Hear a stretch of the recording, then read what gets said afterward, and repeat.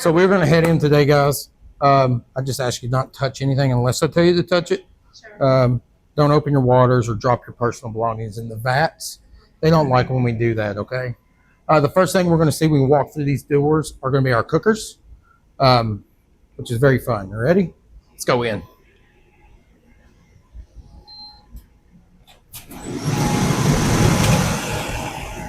And make it loud, so try to stay close. Yeah, every room's going to have a different smell. So the first thing we're going to see here are 12,500 gallon cookers. So these are over 12 stories, 3 stories tall, 12,500 gallons. Now, this is distillery number 1. We have 2 distilleries here on site. Everything we have in this distillery, we have in another distillery behind us. So these will cook about 3.5 hours, reaching temperatures of over 260 degrees.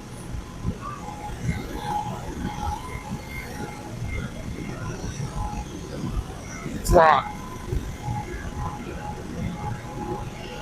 Here's this one.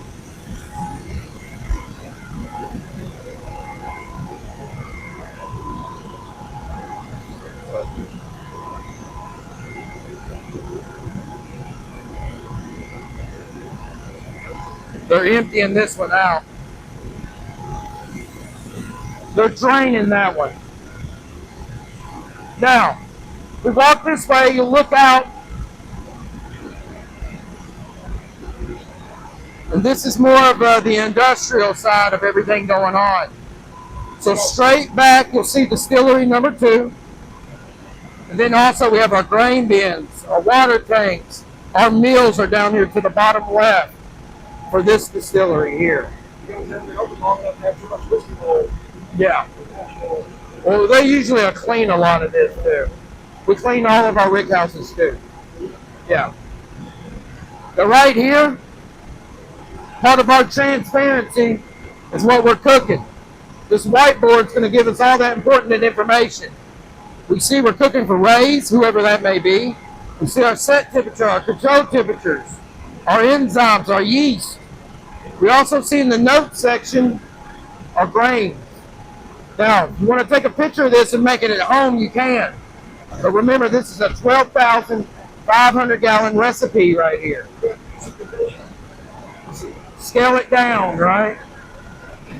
But that's kind of what's going on in both pots currently. Now, what makes us very innovative is all the technology that we employ. This is the ignition system. So this is a touch-controlled screen computer system that controls the whole operation. It's recording data all the time. Humidity, barometric pressures, you name it, we can record it, okay? What's really interesting though, if we change anything, it records it. So if the world's best bourbon comes out of that rig house, we can trace it back to the computer file. We can reload the computer file, replicate it, and duplicate it, just like how that batch came out. I'm sorry? He was a tech millionaire. What was his? It was long distance, like telecommunications, is how he made his. Now, this is fully automatable if we want it to be. We can literally turn it on and forget it. But we still have cooks that control it, watch over it, and work it out. Very efficient too. Now we know we got it hot and we need to cool it down. That's what these pipes right here do. These are water jacketed pipes. Hot mash inside, chilled water outside to lower that temperature down. When it's ready, we're going to pump it to our fermentation tank.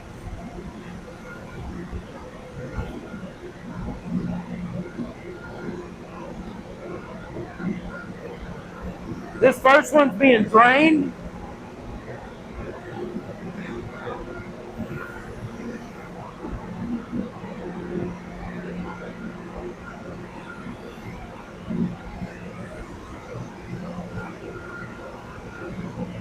The secondary's over there.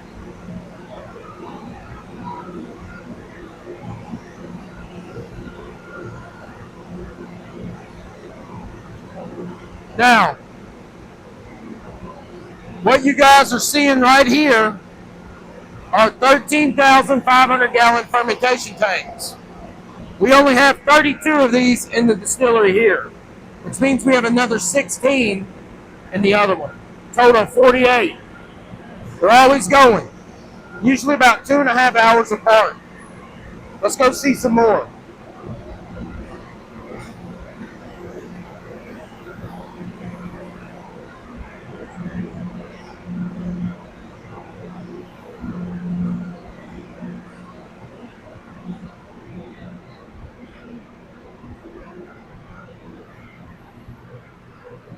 Smell. Smells different.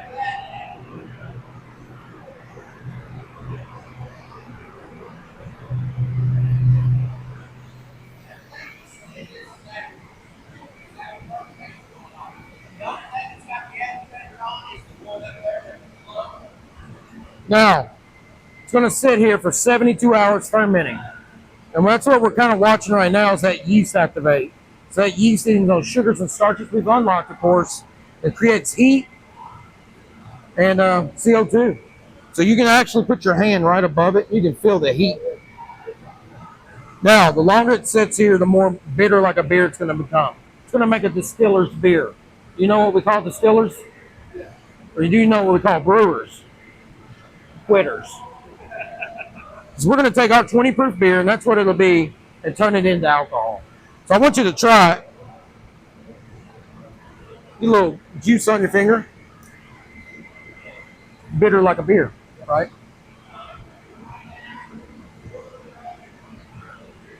But now you've seen all 32 of them. That's crazy. Yeah, when you really get going, some of those ones where you open up the door, doesn't your shell. People smell. You don't put your head in there. Knock you out. It'll knock you out. Yeah, if we didn't have the ventilation systems, you could last about an hour in here.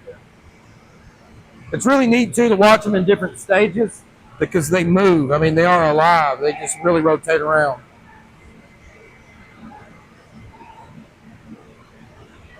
So all these are in slightly different stages, I see. Yeah. Like I said, about 3.5 hours apart from each other. Okay. Once we drain them, we spray them out. Then we'll put the tarp on top of them. And that tarp we saw in there, we'll steam clean it for an hour. And then generally the next mash is ready to be put into it to start fermenting. You guys do sour mash? Yeah. Okay.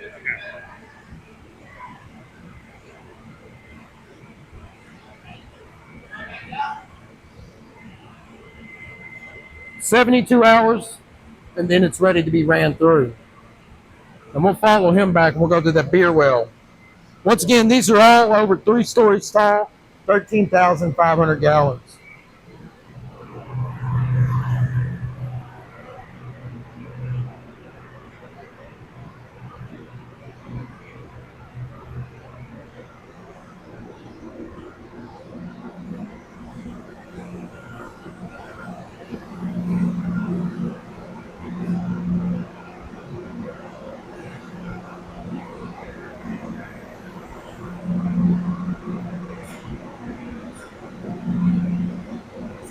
Watch that grain come up.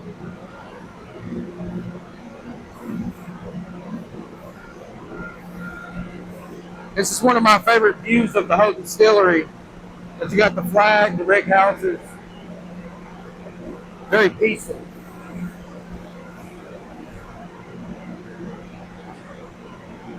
Some days when I just need a break from everything, I'll come up here and just kind of watch. It's very pretty. Now, once we drain it out, we're going to send it to our beer well. And what our beer well is going to do is supply our stills. Here's an empty one they just got done cleaning. It's very hot. Be careful.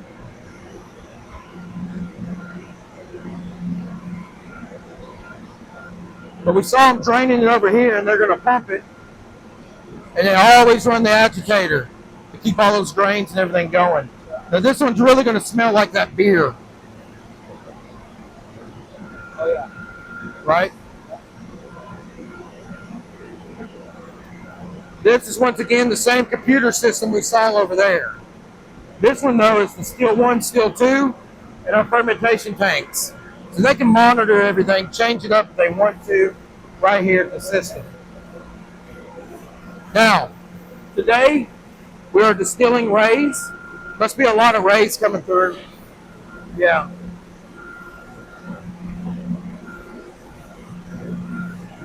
Low wine at 120, high wine at 130. Okay? We're going to head in here today, and it's only a brisk 116. It's nice.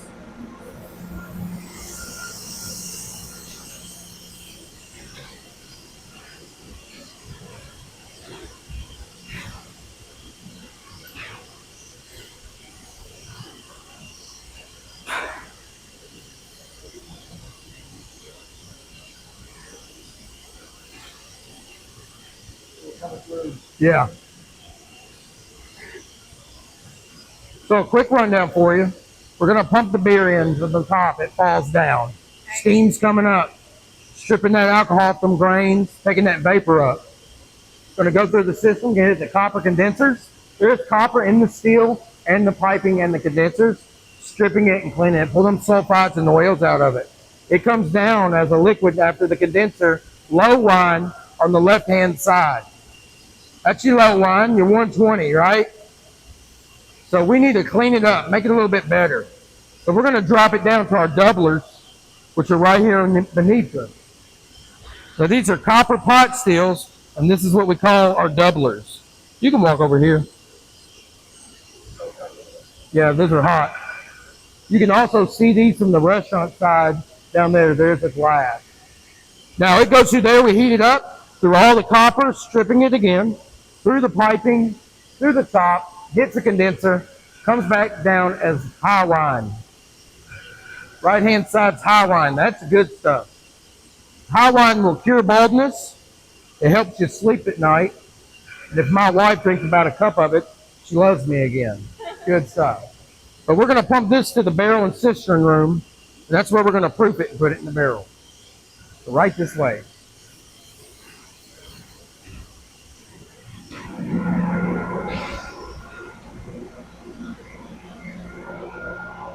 Now, as we make our way out, take a look here again. You get better perspective of how big everything actually is.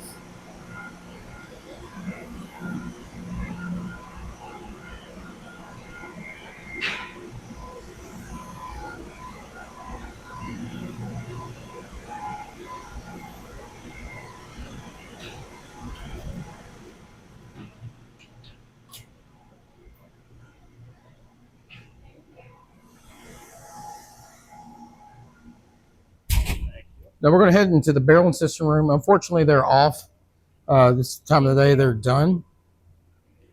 But a lot of cool things going on in here, nonetheless. To the far right of the room, this is our stainless steel cisterns. This is where we're sending that high wine. Each batch will be stored into a certain cistern. And that's important because we're going to put that information on the barrel heads. New barrels will come in on the left-hand side here. They'll have all the information printed on the heads. Then come to the center lane to be filled. We're going to put 53 gallons in 1 minute. 1 minute? In 1 minute, yeah. So they will average around 500 to 700, I've been told in here. And they only do 4 at a time? 4 at a time. But they're very quick, very efficient. We've got a very good team here. After they are filled, well, they'll bung them. And then it goes that And they'll way, use and those then the orange next one goes. air hammers, and they'll roll and hit that Okay. line and go load them to the trucks. Wow. They come in weighing 110 pounds. They leave at 510 pounds. Oh my goodness. Usually it smells like moonshine in here, right? You usually get Kind of still a a little bit, yeah. It really smells this way when you go to our break room behind doors. But after it leaves here, goes to the rick house. It will age for a minimum of 6 years. It sits there. Yep, forever just and sits ever. there. Is So Bardstown cool. like some of the other distilleries where the workers take home a bottle a day? No, I No? wish.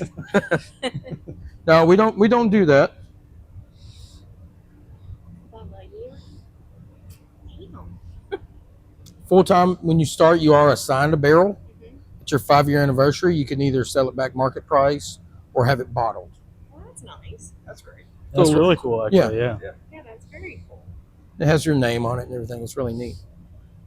And that's just a quick rundown of what we do on the distillery It's side. amazing. Yeah, thank you It's so really much. quiet in here right now. It is. It is. Imagine a whole lot louder when you got probably 10 people in here. Well, especially moving too around. when they turn that ventilation fan on, it Oh, it boy. gets quite loud. So usually in the tour when you're coming through here, you got a headset on. That way everybody can hear everything. Yeah. If not, you're just yelling at people. This was so nice of you. Yeah, we Thank appreciate you it very very much. much. Thank you. No problem. Very kind. All This right, is cool, let's Josh. head out.